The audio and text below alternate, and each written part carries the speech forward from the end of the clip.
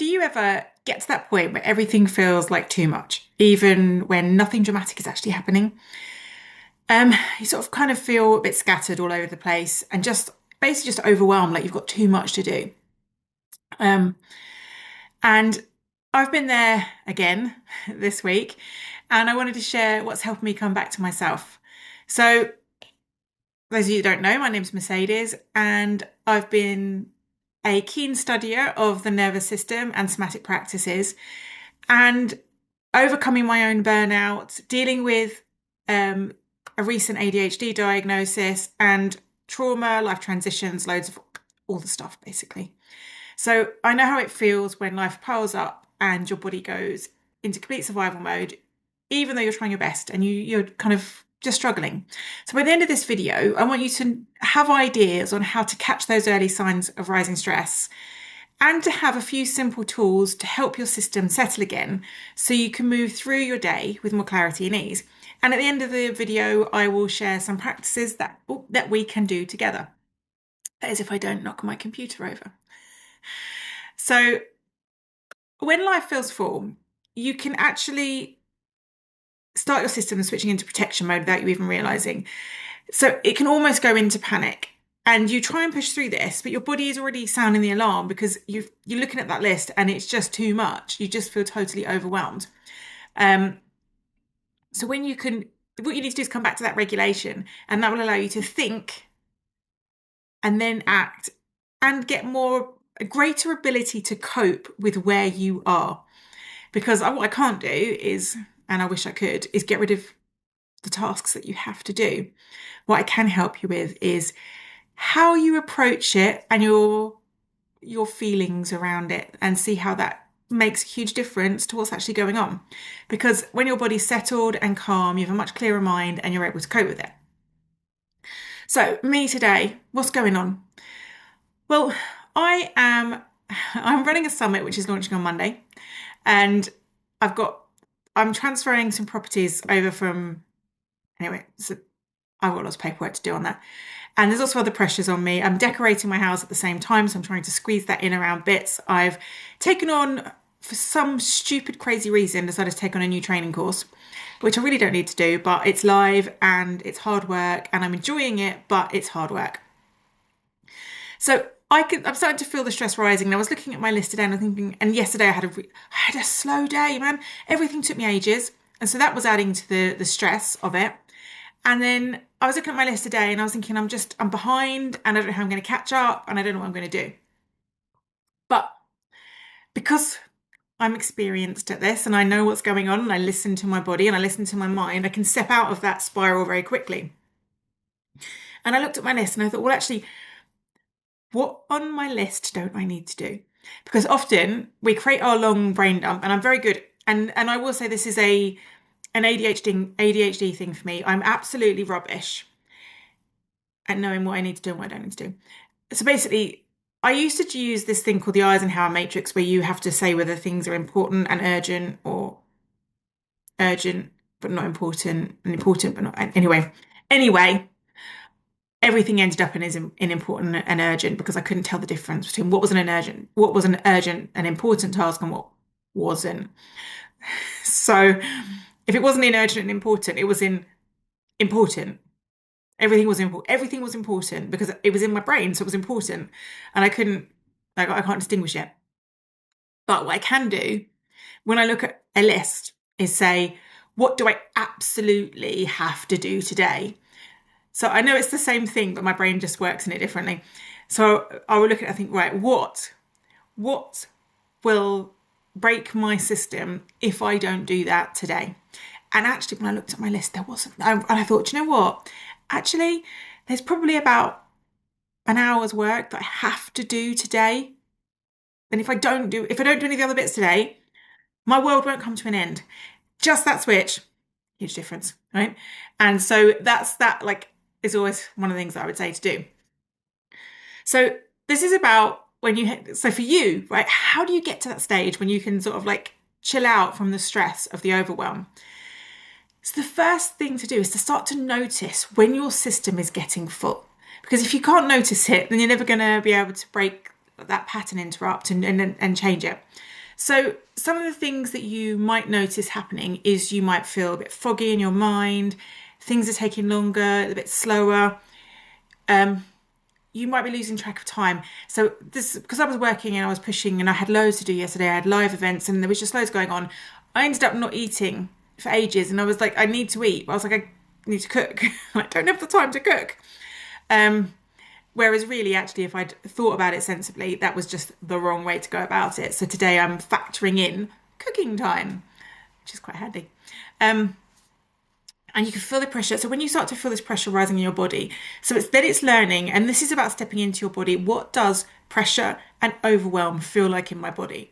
So for me, I might feel this it's like I can get some anxiety in my solar plexus, but when I start to feel overwhelmed, it's like this weight and it sits on my shoulders and it sits around here and it's restrictive. I feel like I'm being held really tightly.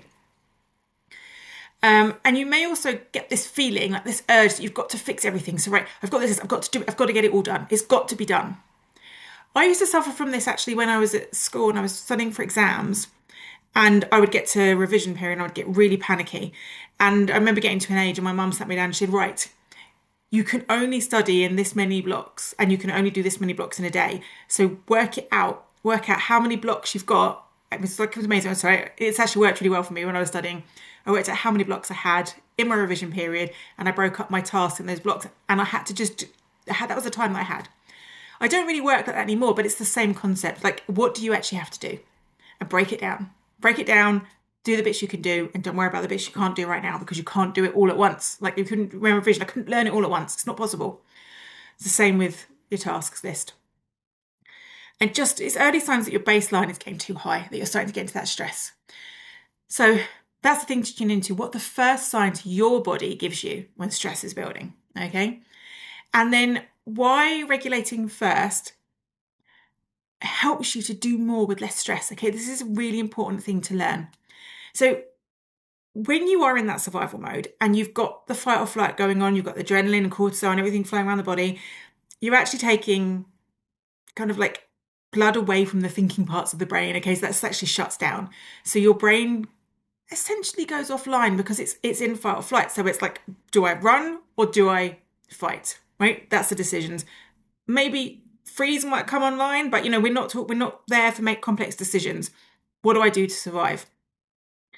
So we can't make clear choices. We can't decide. We can't look at that to-do list and decide what's important to do because we are in fight or flight and our brain cannot figure out what it needs to do. And when we take action from that feeling of stress, we can actually make the situation worse. We can expand what we need to do because we can do things not quite right. And then we get, everything becomes chaotic, we disorganize, and we don't get to where we need to be.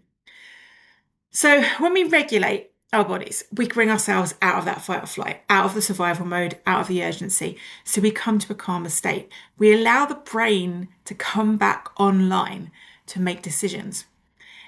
And then we actually have more energy because when you're in fight or flight, you're using a lot of energy, right, to pump up and fire up the body to be able to take action. So to be able to fight or to run. And you need energy for that. So we're basically taking stuff away from the organs of the body and we're sending it to the extremities and we're ready to move. And that actually burns through a lot of energy. So we can't do as much either because we're burning our energy on our fight or flight. So we can calm down and get ourselves more energy and we can make better decisions. And it's when we're in this calm state, we can actually say, oh, actually, do you know what? There's only these things that I have to do. All the other things I'm doing, they're just optional. And that optional idea can calm you right down, trust me. So let's think about how do you get from that, I feel overwhelmed, I've got all these tasks, I don't know what to do next, and I'm a bit frozen because I'm panicking and there's too much to do, and yeah, you know that feeling. So this is the reset challenges. So there's a few different things that you can do. So you can hit micro pauses throughout the day.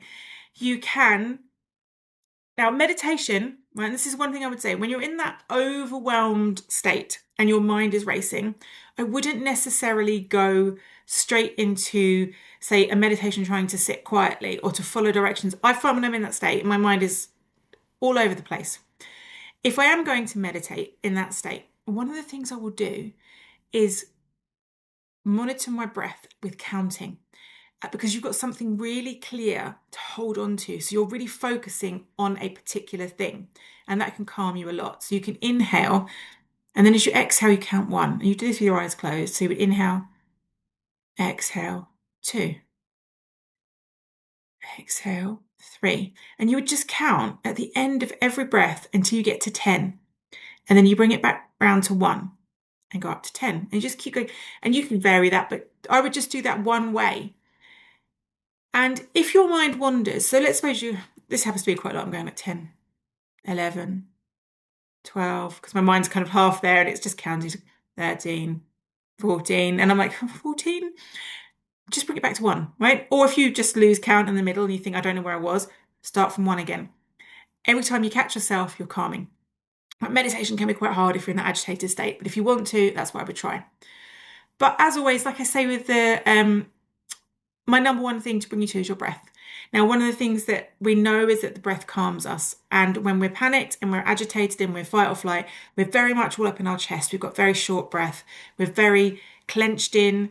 We're not breathing very deeply. We're not exhaling very well. And our breath is not helping us. When we can when we can breathe deeply into our stomachs, and we can exhale long, slow, full breaths, we can have a huge difference. But I do want to teach you a different breathing practice today, just quickly. And this is a very calming one. It's called alternate nostril breathing. It's one of my absolute favourites. So I would do it by taking the first 2 fingers and just putting them at the point in between my eyebrows, okay? And then you would take your thumb and you would close your right nostril and you would inhale through the left nostril. So take the ring finger, close the left nostril, release the right, exhale through the right. Inhale through the right, close the right, release the left, exhale through the left. So you could do that, breathing alternate nostrils. And when you get comfortable with that, and I would say do 3 or 4 rounds of that. So 3, I would just do 3. So around is in through the left, out through the right, in through the right, out through the left. So it's 2 breaths. So it's 6 breaths essentially that you would do, and I would just do that. If you feel lightheaded at all, stop and have a break. But 3 rounds should be okay. And once you get practiced at it and you know what you're doing, you can do things like extending the exhale. So you would inhale for 4 and exhale for 8. So you can really allow yourself to calm. And you can allow yourself to pause. So at the end of the inhale, pause. And at the end of the exhale, pause. And all of these things, they calm you, they slow you, they bring you back to where you are. So that's the practice that I would go to if I was feeling really, really overwhelmed and I just needed to calm everything down really, really quickly. So if this has helped, remember to let me know in the comments and like and subscribe so you get future videos, more practices and all these kind of things. And if you want more simple nervous system support, I'd love to invite you to join my free group, The Sacred Pause. The link is in the description, and hopefully I'll see you on the inside.